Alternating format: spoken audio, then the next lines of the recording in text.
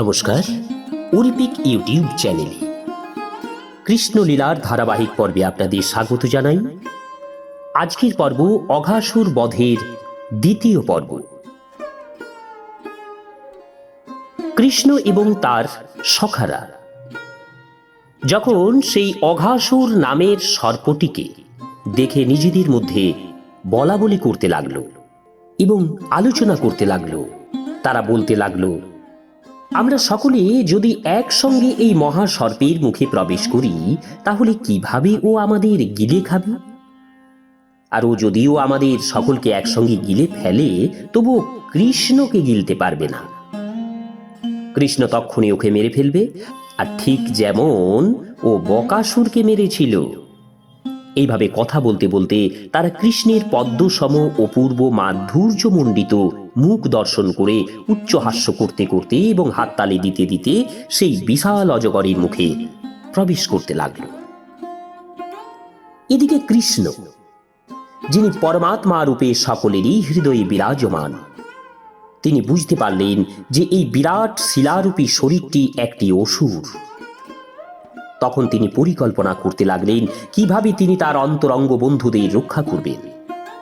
গো এবং গোবৎস সহ সমস্ত বালকেরা তখন সেই বিরাট আকৃতি অজগরের মুখে প্রবেশ করছে, কিন্তু কৃষ্ণ তখনও প্রবেশ করেননি। অসুরটি কৃষ্ণের প্রবেশ করার প্রতীক্ষা করতে লাগল এবং সে ভাবতে লাগলো, কৃষ্ণ ছাড়া আর সকলেই প্রবেশ করেছে, এই কৃষ্ণই আমার ভাই এবং বোনকে হত্যা করেছে। কৃষ্ণ হচ্ছেন সকলের নিরাপত্তার পরম প্রতিশ্রুতি, কিন্তু তিনি যখন দেখলেন যে তার বন্ধুরা সেই মহাসর্পের উদরে প্রবেশ করেছে তখন ক্ষণকালের জন্য তিনি বিমর্ষ হয়ে পড়লেন। তার স্বকীয় মায়া শক্তি কি অদ্ভুতভাবে কাজ করে সেটা দেখে তিনি অত্যন্ত বিস্মিত হলেন।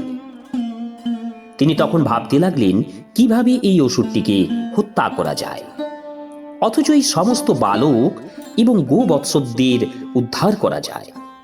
যদিও কৃষ্ণের উদ্বিগ্ন হওয়ার কোনো কারণ নেই, তবুও তিনি এভাবে ভাবতে লাগলেন। অবশেষে তিনি উপায় স্থির করে সেই অসুরের মুখে প্রবেশ করলেন। এইভাবে কৃষ্ণকে প্রবেশ করতে দেখে মেঘের অন্তরালে অবস্থিত দেবতারা ভয়ে হাহাকার করে উঠলেন, আর সেই সময় কংস আদি রক্ত মাংসভোগ রাক্ষসেরা অত্যন্ত আনন্দিত হল। অসুরটি যখন কৃষ্ণ এবং তার সাথীদের পিষে ফেলবার চেষ্টা করছিল, কৃষ্ণ তখন দেবতাদের হাহাকার শুনতে পেলেন। তিনি তৎক্ষণাৎ সেই অসুরের গলদেশে নিজেকে বর্ধিত করতে লাগলেন। যদিও সেই অসুরটি একটা বিরাট শরীর ধারণ করেছিল, কিন্তু তবুও কৃষ্ণের বর্ধিত হওয়ার ফলে তার কণ্ঠ রুদ্ধ হয়ে গেল, শ্বাস বন্ধ হয়ে গেল এবং চোখ দুটো ঠিকরে বেরিয়ে পড়ল। তার প্রাণবায়ু কোন দিক দিয়ে বেরোবার পথ না পেয়ে তার ব্রহ্মরন্ধ্র ভেদ করে বেরিয়ে গেল। এইভাবে সেই অসুরটির মৃত্যু হল।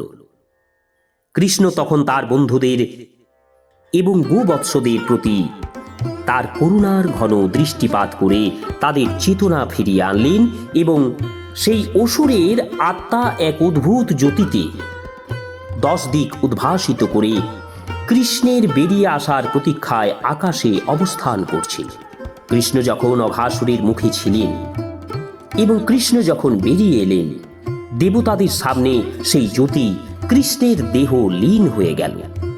আনন্দে আত্মহারা হয়ে স্বর্গের দেবতারা পরমেশ্বর ভগবান শ্রীকৃষ্ণের উপর পুষ্পবৃষ্টি করতে শুরু করলেন এবং এইভাবে তারা তার আরাধনা করলেন।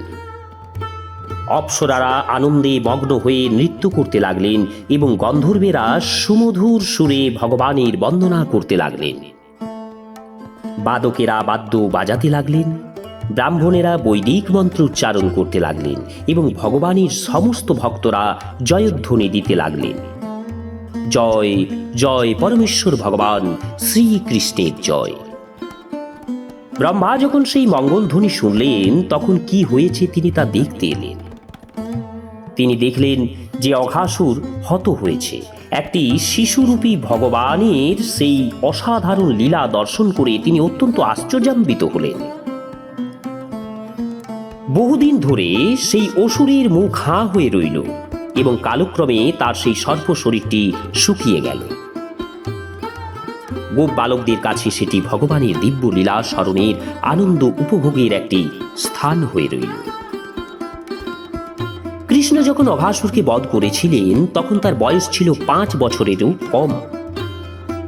5 বছরের কম বয়সের বালকদের বলা হয় কুমার, আর সেই অবস্থাকে বলা হয় কৌমার। 5 থেকে 10 বছর পর্যন্ত বয়সকে বলা হয় পৌগণ্ড এবং 10 বছর থেকে 15 বছর পর্যন্ত বয়সকে বলা হয় কৈশোর। 15 বছরের পরে বালকদের বলা হয় যুবক। 1 বছর এই অঘাসুর বধের ঘটনা নিয়ে বৃন্দাবনের গ্রামে আলোচনা হয়নি, কিন্তু যখন তাদের বয়স 6 বছর হলো তখন তারা তাদের পিতামাতাকে সেই অদ্ভুত ঘটনার কথা বললেন। পরমেশ্বর ভগবান শ্রীকৃষ্ণ, যিনি ব্রহ্মার মতো দেবতাদের চেয়েও অনেক অনেক মহান, তার পক্ষে কাউকে তার দেহে লীন হয়ে যাওয়ার সাযুজ্য মুক্তি প্রদান করা মোটেই কোনো কঠিন কাজ নয়। তিনি অঘাসুরকে সেই মুক্তি দান করেছিলেন। অঘাসুর ছিল সব চাইতে পাপাত্মা এবং পাপীদের পক্ষে পরম ব্রহ্মে লীন হয়ে যাওয়া সম্ভব নয়, কিন্তু এই বিশেষ অবস্থায় যেহেতু কৃষ্ণ অঘাসুরের শরীরে প্রবেশ করেছিলেন তাই সেই অসুরটি সমস্ত পাপ থেকে মুক্ত হয়েছিল। যে সমস্ত মানুষ সর্বক্ষণ ভগবানের সচ্চিদানন্দ ঘন বিগ্রহের ধ্যান করেন অথবা তার কথা চিন্তা করেন, তারা ভগবানের ধামে প্রবিষ্ট হয়ে পরমেশ্বর ভগবানের সঙ্গ লাভ করার সৌভাগ্য অর্জন করেন। সুতরাং ভগবান যার শরীরে প্রবেশ করেছিলেন সেই অঘাসুর যে কত সৌভাগ্যবান তা আমরা সহজেই অনুমান করতে পারি।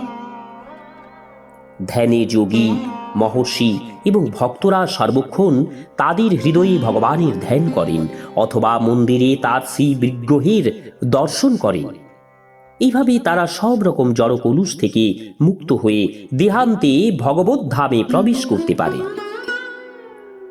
কেবলমাত্র ভগবানের রূপ মনের মধ্যে ধারণ করে এই পরম প্রাপ্তি লাভ হয়, কিন্তু অঘাসুরের দেহে ভগবান নিজে প্রবেশ করেছিলেন। তাই অঘাসুরের স্থান সাধারণ ভক্ত বা শ্রেষ্ঠ যোগীদের থেকেও অনেক উপরে। মহারাজ পরীক্ষিত শ্রীকৃষ্ণের দিব্য লীলা বিলাস সমূহ শ্রবণ করেছিলেন। এই শ্রীকৃষ্ণই মহারাজ পরীক্ষিতকে তার মাতৃগর্ভে অবস্থানকালে রক্ষা করেছিলেন। শ্রীকৃষ্ণের লীলাসমূহ শ্রবণ করে ক্রমান্বয়ে তার উৎসাহ বাড়তে লাগল। তিনি সুখদেব গোস্বামীকে, যিনি তার শ্রীমদ্ভাগবত শোনাচ্ছিলেন, জিজ্ঞাসা করলেন তাকে। পরীক্ষিত মহারাজ যখন জানতে পারলেন যে অঘাসুর বধের কথা বালকদের পৌগণ্ড বয়স প্রাপ্তি অবধি অর্থাৎ 1 বছর আলোচনা হয়নি, তা শুনে তিনি অত্যন্ত আশ্চর্য হলেন। তিনি অত্যন্ত উৎসুকভাবে তার কারণ জানতে চাইলেন, কেননা তিনি জানতেন যে শ্রীকৃষ্ণের লীলাশক্তির প্রভাবেই তা হয়েছিল। সাধারণত ক্ষত্রিয়রা তাদের রাজনৈতিক কাজে সব সময়ে ব্যস্ত থাকেন এবং তাই পরমেশ্বর ভগবানের দিব্য লীলাসমূহ শোনবার যথেষ্ট সময় বা সুযোগ তারা পাননি। কিন্তু পরীক্ষিত মহারাজ যখন সর্বশ্রেষ্ঠ ভগবত তত্ত্ববেত্তা শ্রীল সুখদেব গোস্বামীর শ্রীমুখ থেকে শ্রীমদ্ভাগবত শুনছিলেন, তখন তিনি নিজেকে অত্যন্ত সৌভাগ্যবান বলে মনে করলেন। পরীক্ষিত মহারাজের অনুরোধে সুখদেব গোস্বামী পরমেশ্বর ভগবান শ্রীকৃষ্ণের রূপ, গুণ, যশ এবং পরিকর বিষয়ক দিব্যলীলা বর্ণনা করতে লাগলেন। নমস্কার, আজকের পর্ব এখানেই শেষ করছি। আগামী পর্বে ব্রহ্মার গোপ শিশু এবং গোবৎস হরণ। চ্যানেলে যারা নতুন তাদের অনুরোধ জানাবো চ্যানেলটি সাবস্ক্রাইব করে শ্রীকৃষ্ণ লীলার ধারাবাহিক পর্বগুলি শুনতে থাকুন। সবাই কৃষ্ণ কৃপায় ভালো থাকুন। নমস্কার, ধন্যবাদ।